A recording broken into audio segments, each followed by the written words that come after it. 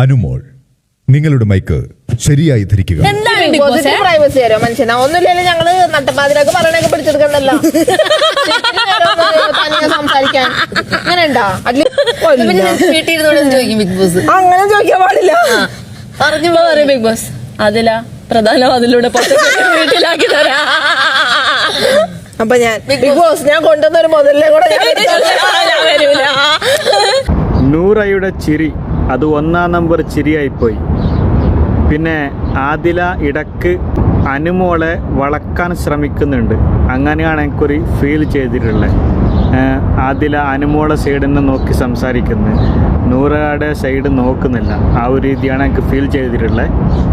ആദിലയോട് എനിക്ക് പറയാനുള്ളത്, ഇത് ബിഗ് ബോസ് ആണ്.